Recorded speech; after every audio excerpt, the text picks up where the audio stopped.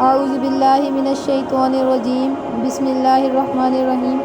السلام علیکم، قرآن و سنت چینل میں خوش آمدید۔ محترم قائرین، قرآن حدیث کو بغور پڑھنے اور سمجھنے سے یہ بات کھل کر سامنے آتی ہے کہ انسانی معاشرے میں آنے والی تمام پریشانیوں، بیماریوں، دکھوں، مصیبتوں اور معاشی تنگیوں کا سبب صرف اور صرف خود انسانوں کی اپنی سرکشی، بغاوت، گناہ، دین سے دوری، اللہ، رسول اللہ صلی اللہ علیہ وسلم کی نافرمانی، جھوٹ، فریب، دھوکہ دہی، حرام خوری، حقوق اللہ، حقوق العباد کی پامالی ہے۔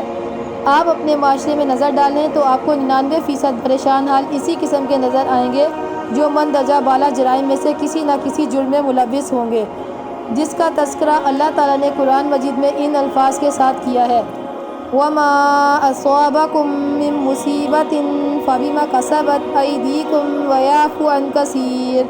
ترجمہ: اور جو بھی دنیاوی مصیبت تم کو پہنچتی ہے وہ تمہارے اپنے اعمال کی وجہ سے ہے، پھر بھی تمہاری بہت سی غلطیوں کو اللہ معاف بھی کر دیتا ہے۔ سورۃ الشعراء آیت نمبر 30۔ ہمارے چینل کو لائک، سبسکرائب ضرور کیجیے گا۔